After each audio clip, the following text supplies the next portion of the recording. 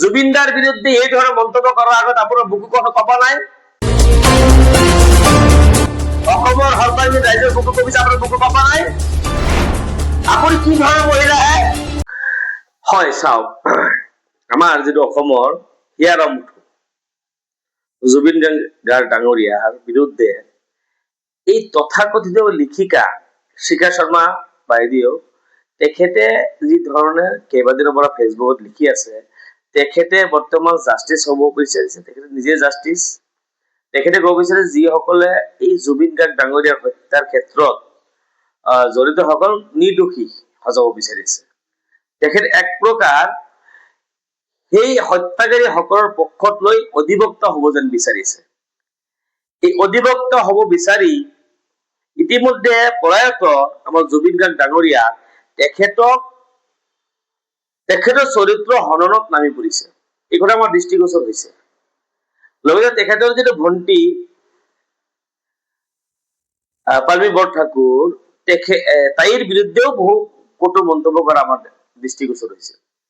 আমি এটা কথা কব বিচাৰিছো, এই যে শিখা শৰ্মা ডাঙৰীয়ানী তাই কিন্তু বহুত দিনৰ পৰা প্ৰথমে কিন্তু অসমৰ বেঙ্গলী ভাষী অসমীয়া মুছলমানসকলৰ পক্ষত মাত মাতি আছিল। কিন্তু যেতিয়া দেখা পালে তেখেতৰ ইলেকশ্যনত তেখেতৰ ভোট নিদিলে, উল্টা কৰ মাৰিলে। এতিয়া তেখেতে বৰ্তমানৰ মুখ্যমন্ত্ৰী হিমন্ত বিশ্ব শৰ্মা ডাঙৰীয়াক মানে কাষ চপাৰ বাবেই চপাৰ এটা অপচেষ্টা চলাই তাই এই ধৰণৰ মন্তব্য কৰা আমাৰ দৃষ্টিগোচৰ হৈছে। আমি এটা কথা কব বিচাৰো ইতিহাস অসম ৰাজ্যিক সমিতিৰ ফালৰ পৰা, যে মই একদম দৃঢ়ভাৱে কব বিচাৰো আৰু কব পাৰো যে 100 বছৰৰ ভিতৰত জুবিনদাৰ নিচিনা এজন ছিংগাৰ অসমত জন্ম নলয় আৰু সম্ভৱ নহয়।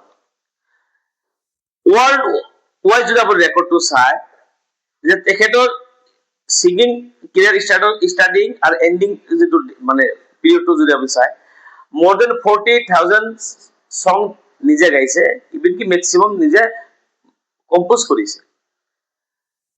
নট পচিবল, নোৱাৰে কোনোবাই। গতিকে তাৰ পিছতো এজন এই ধৰণৰ এটা বৰেণ্য শিল্পী, প্ৰয়াত শিল্পীৰ বিৰুদ্ধে এই ধৰণৰ এটা কটু মন্তব্য কৰাৰ আগত তাই বহুবাৰ চিন্তা কৰিব লাগিছিল। তাই বৰ্তমান ক্ষমতা লাগে, যে বৰ্তমান যিসকল জুবিনদাৰ হত্যাৰ লগত জড়িত তেখেতসকল কিন্তু সকলোৱে কিন্তু বৰ্তমানৰ মুখ্যমন্ত্ৰীৰ লগত ভাল সম্পৰ্ক, এই কথা কিন্তু সৰ্বজন বিদিত। গতিকে তেখেতসকলৰ যদি পক্ষত লয় বৰ্তমানৰ মুখ্যমন্ত্ৰী ডাঙৰীয়াই, তাইক আঁকোৱালি ল'ব, তাইক এটা মানে ইম্পৰ্টেন্স এটা দিব, সেই আশাতে জাষ্ট পাৱাৰ অনলি। গতিকে এটা কথা কব বিচাৰিছো শিখা শৰ্মা ডাঙৰীয়ানী, যে আপুনি তথাকথিত যদি লিখিকা, এই কথাটো অসমৰ ৰাইজে ইতিমধ্যে গম পাইছে। আপুনি লিখিকাৰ নামত যে অসমত সাম্প্ৰদায়িকতাৰ বীজ বাষ্প বিয়পাই আছে, এই কথা সকলোৱে জ্ঞাত। গতিকে কমচে কম আপুনি প্ৰয়াত জুবিনদাৰ এৰি দিয়ক। জুবিনদাৰ বিৰুদ্ধে এই ধৰণৰ মন্তব্য কৰাৰ আগত আপোনাৰ বুকু কথা কবা নাই? অসমৰ সৰ্বাংগীন ৰাইজৰ বুকু কবিছে আপোনাৰ বুকু কবা নাই? আপুনি কি ধৰণৰ মহিলা হে? আপুনি কি ধৰণৰ মহিলা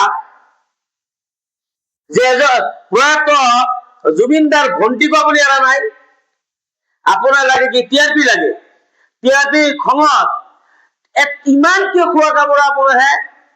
আপোনাৰ টিআৰপি বুটলাৰ কাৰণে প্ৰয়াত জুবিনদাক সমালোচনা কৰিছে। সেইখিনি আপুনি ক্ষান্ত নাথাকি জুবিনদাৰ ভণ্টিকো আপুনি এৰা নাই। এই কথা অসমৰ ৰাইজে গম পাইছে। আপুনি যে তথাকথিত লিখিকা, আপোনাৰ যে মানে ক্ষমতাৰ প্ৰয়োজন হৈছে, আপুনি ক্ষমতাৰ বাবে যে আপুনি কিমান তললৈ যাব পাৰে, এই কথাটো অসমৰ ৰাইজে গম পাইছে। গতিকে আপুনি সংযম হওক, শেষ সকলোৱে দিব বিচাৰিছে আপোনাক। আপুনি যদি ইমান দিন অসমৰ বেঙ্গলী স্পিকিং মুছলিমৰ এগেইনষ্টত কৈছে, আমি কোৱা নাই, মাত মতা নাই। কিন্তু জুবিনদাৰ ক্ষেত্ৰত এই ধৰণৰ মন্তব্য কৰিলে আপোনাৰ বিৰুদ্ধে অসমৰ ৰাইজে, অসমৰ সৰ্বাংগীন ৰাইজে, জুবিনদাৰ ভক্তসকলে, আমি সকলোৱে কিন্তু আপোনাৰ বিৰুদ্ধে থিয় হবলৈ বাধ্য হম। তেতিয়া কিন্তু আপোনাৰ কোনো ক্ষমতা কামত নাহে, এই কথা স্পষ্ট কৰি দিলো।